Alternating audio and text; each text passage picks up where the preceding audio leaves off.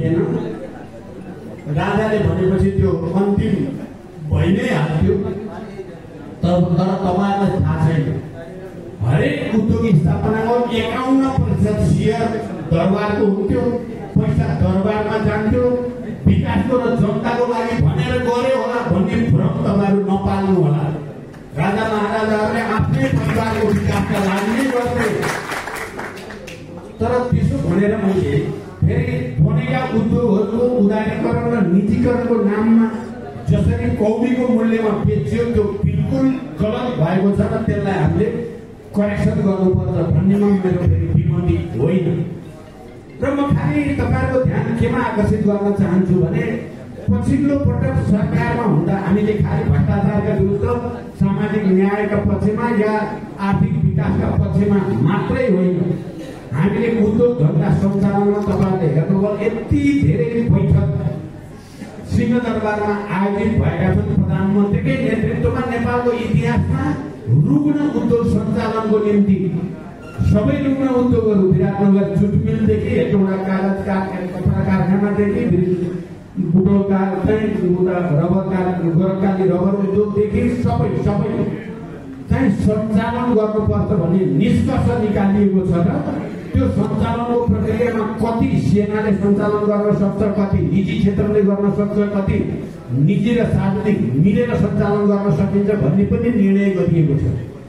त्यो कार्यान्वयन गर्न नपाउँदै दलालहरूले अब यो सबै उद्योग फेरि चलाउने भए भनेपछि फेरि हामीलाई हटाउनु पर्ने एउटा कारण रुग्ण उद्योग चलाउने निर्णय पनि हो। तपाईँहरू लाग्छ होला यो अनौठो कुरा गरे हो कि तपाईँहरूले माइनेट हेर्न सक्नुहुन्छ, बुझ्न सक्नुहुन्छ। अहिलेका सरकारसँग पार्टीहरूसँग पनि कति बैठक भएका थिए रुग्ण उद्योग सञ्चालनको निम्ति र निर्णय कसरी क्याबिनेटबाट भएको थियो, कहाँ छ त्यो निर्णय अहिले?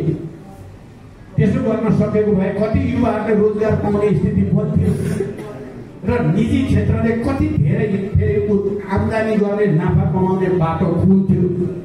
तर अहिले र कयौं वर्षदेखि यो देशमा शासन गरेका मान्छेहरू नीति निर्माण गरेर कार्यान्वयन गर्ने कर्मचारी तन्त्र यो पक्षमा छैन। त्यसो भएर हामी त तपाईँहरूसँग गुहार माग्न आएछौँ, हामी सुधारको पक्षमा। माओवादी केन्द्र संघ सरकारमा त छैन, तर प्रमुख प्रतिपक्षी दलको हिसाबले सदनभित्रबाट र सडकबाट धेरै गर्न सक्ने हैसियत चाहिँ माओवादीले राख्छ। र वीरगञ्ज बचाउ भनेर तपाईँहरूले जे भन्नुभएको छ, वीरगञ्ज बचाउमा हामी तपाईँहरूको साथमा हुन्छौँ। किनभने अहिले बाइपास रोड अन्य सबै चाहिँ वैकल्पिक मार्गहरू बनिसकेका छन्। मूल सहर भत्काएर त्यसलाई विकृत गर्नुपर्ने आवश्यकता छैन। त्यो कुरा हामी तपाईँका कुरालाई, वीरगञ्ज बचाउवाला कुरालाई हामीले सदनमा घटाउन पनि सक्छौँ, सरकारलाई दबाब दिन पनि सक्छौँ, अदालतसँग आग्रह गर्न पनि सक्छौँ। त्यस कारण त्यहाँ तपाईँहरू चिन्तित नहुनुहोस्। खाली कुरा के हो भने यो देशमा भ्रष्टाचारको मुहान रोक्नको लागि माओवादीले जो संविधानको समीक्षा गरेर त्यसमा सुधारको कुरा गरेको छ, त्यसमा तपाईँहरूको साथ हामीलाई चाहियो। सुशासन र सामाजिक न्यायको कुरा गर्दा हामीले त्यो नारा उठाउनुको मुख्य उद्देश्य मधेसै हो। हुन त मधेसमा माओवादीबारे भ्रम छर्ने धेरै ठुल्ठुला कसरतहरू भए विगतमा, डरलाग्दा हत्याकाण्डहरू मनन पनि भए। तर हामी मधेसको मुद्दामा मधेसी जनताको हितको पक्षबाट हामी कहिले विचलित भएका छैनौँ र विचलित हुने पनि छैनौँ। हाल्नु पर्यो। यो सरकार अझै केही समय रह्यो भने त हामी सबैको भविष्य अन्धकार हुने भयो भनेर दलालहरू, भ्रष्टहरू, मैले नाम चाहिँ लिन नलगाइदिनु होला, बिचौलियाहरू जो रातारात करोड होइन अरब कमाउँछन्, तिनीहरूले चाहिँ सरकारलाई बाहिर जान बाध्य पारे। तपाईँले यो कुरालाई गहिरो गरी विचार गरिदिनु पर्ने हुन्छ। भ्रष्टाचार नियन्त्रण गर्न खोज्ने एउटा प्रवृत्ति छ, भ्रष्टाचारीलाई बचाउन खोज्ने एउटा प्रवृत्ति छ। दुईटै उस्तै हुन् भन्नुभयो भने त यो त सुशासन कायम गर्न चाहनेमाथि अन्याय हुने भयो नि। जनताले त न्याय गरिदिनु पर्यो नि, तपाईँहरूले त न्याय गर्नु पर्यो नि। हामी वास्तवमा अहिले तपाईहरुमा आएको न्याय माग्न आइरहेका छौँ। किनकि न्याय दिने सबभन्दा ठुलो निकाय भनेको जनता नै हो, तपाईहरु नै हो।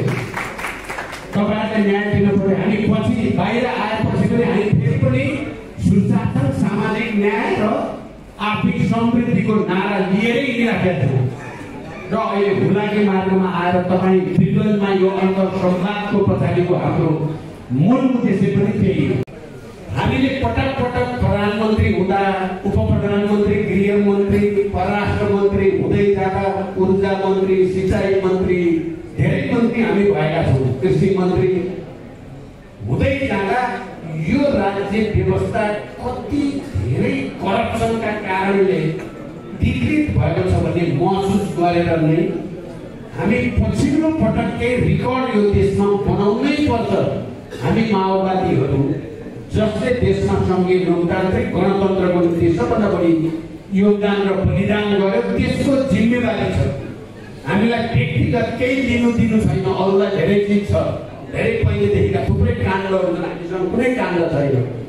तपाईहरुले देख्नुभयो, म प्रधानमन्त्री, हाम्रो वरिष्ठ उपाध्यक्ष गृहमन्त्री भएको बेलामा हामीले जोसुकै परोस् भ्रष्टाचारको इस्यु देखियो भने त्यो चाहे ठुलो राजनीतिक नेता होस्, त्यो ठुलो कर्मचारी होस्, या जमिन भूमाफियाहरू हुन् या बिचौलिया हुन्, नछोड्दै आफ्नै पार्टीका नेताहरू पनि तपाईहरुले देख्नुभयो नेपालको इतिहासमा पहिलो पटक प्रधानमन्त्री र गृहमन्त्री भएको पार्टीले त्यही पार्टीका कयौं नेताहरूलाई हिरासतमा लिने, अनुसन्धानमा पठाउने काम गरियो। तपाईहरुले यो पनि सुन्नु भएको होला र यो हेर्नु भएको होला। म आफै प्रधानमन्त्री नारायण काजी श्रेष्ठ गृहमन्त्री भएको बेलामा मैले तीनटै सुरक्षा निकायका प्रमुखहरूलाई बोलाएर उनीहरू त फेरि बानी के गरेका छन् भने सरकारमा भएको पार्टी ठुलो नेताका सरकारलाई त छुन हुँदैन, उनका मान्छेलाई छोयो भने त सरकारले त्यसको बदला दिन्छ होला, हामीलाई फेरि दण्ड दिन्छ होला भन्ने बानी परेका हुँदाहरू छन्। हामीले तपाईहरु डराउनु पर्दैन। जतिसुकै ठुलो नेता भए पनि यदि दोषी देखिया छ, कानुन त संविधान त कानुन त दोषी देखिया छ भने कारबाहीको दायरामा ल्याउनुहोस् भनेर भनेपछि को पक्रिए मैले नाम लिन पर्दैन। इतिहासदेखि हुर्किएर आयो, सामन्ती राजा महाराजाले हुर्काएको प्रवृत्ति हो त्यो। अनि मधेसमा बस्ने या दक्षिण भागमा बस्ने जनतालाई अपमानित गर्ने उद्देश्यले त्यहाँ अनेक खालका रणनीतिक योजना राजा महाराजाहरूले बनाए।